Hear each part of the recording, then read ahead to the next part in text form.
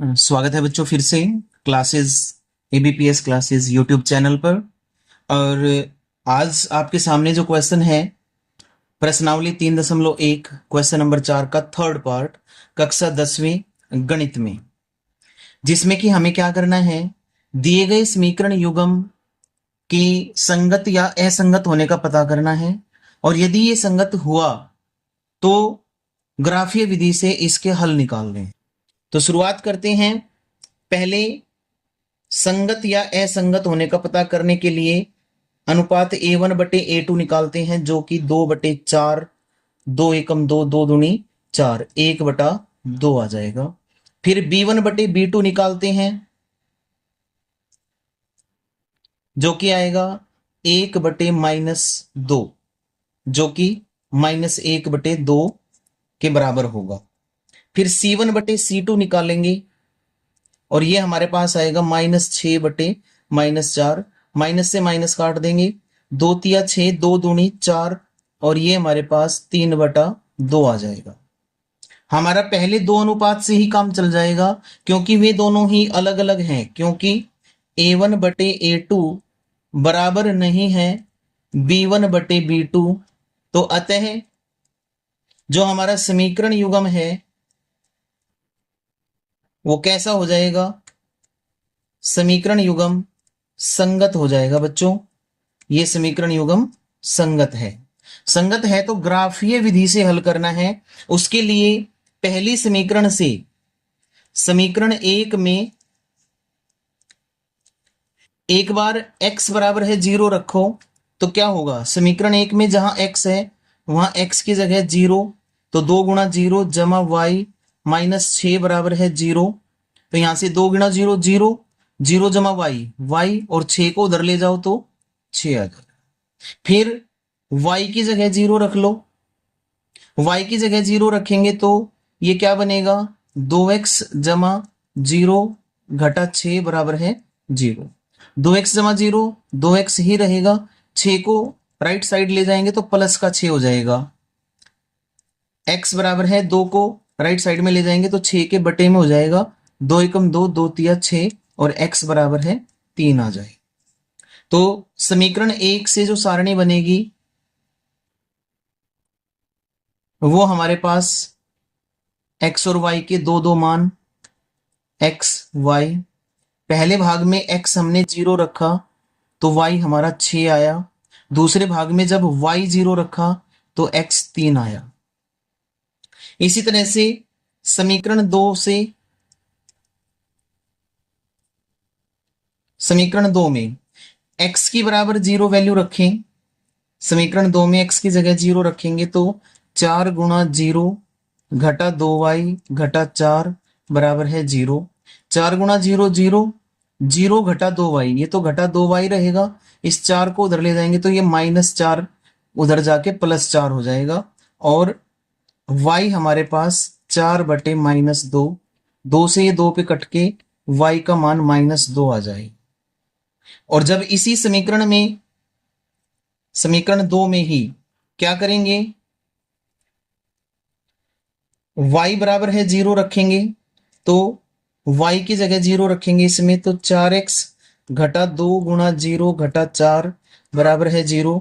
ये आ जाएगा 4x घटा 0 और बराबर में क्या आ जाएगा 4, तो 4x बराबर है 4 आ गया।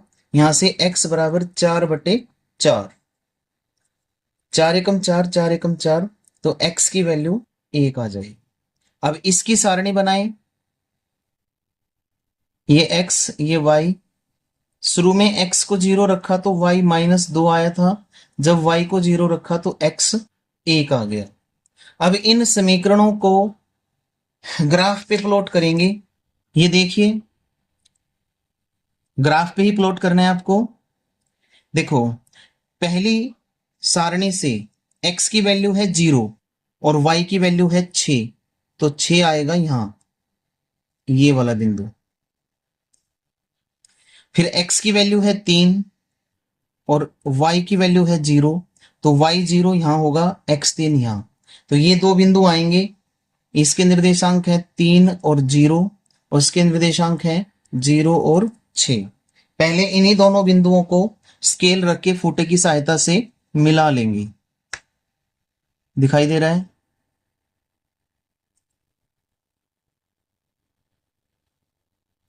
ये आलेख आ जाएगा पहली पहली समीकरण से। ठीक है। दूसरी समीकरण में x 0 है और y -2 है, तो ये वाला बिंदु आएगा।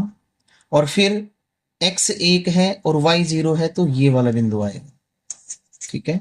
इन दोनों को मिलाएंगे तो ये सारणी बनेगी हमारी, सॉरी ये आलेख बनेगा, ये रेखा जाएगी ऐसे।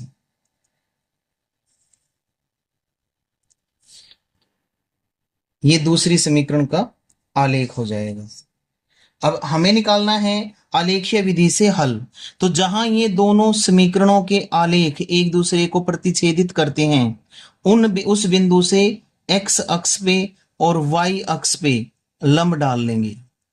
और यहां से x का मान हमारे पास 2 आया और y का मान भी 2 आ गया। ठीक है। तो ये हमारा आंसर हो जाएगा।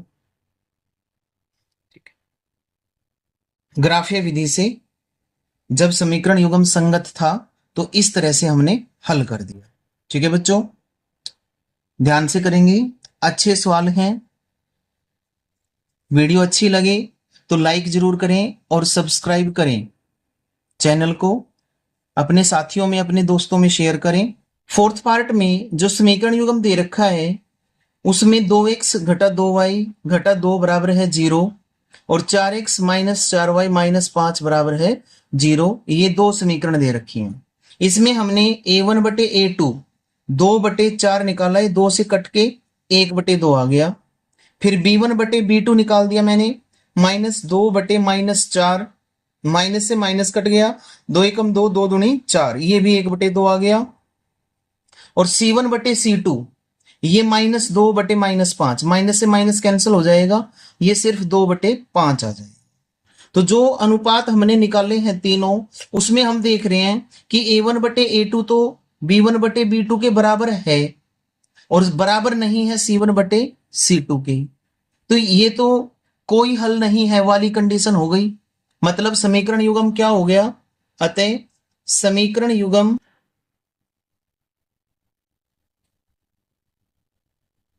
असंगत है, और असंगत है तो उसका कोई हल नहीं होगा। तो इसलिए इसे हमें ग्राफीय विधि से हल करने की जरूरत नहीं है, ग्राफ प्लॉट करने की जरूरत नहीं है। ठीक है बच्चों, ये क्वेश्चन नंबर 4 कंप्लीट है। अगली वीडियो में हम क्वेश्चन नंबर 5 को करेंगे। बहुत अच्छा सवाल है, बने रहिए साथ में। वीडियो अच्छी लगे तो वीडियो को लाइक जरूर करें, चैनल को सब्सक्राइब करें यदि आप चैनल पे नए हैं, और अपने दोस्तों में शेयर करें।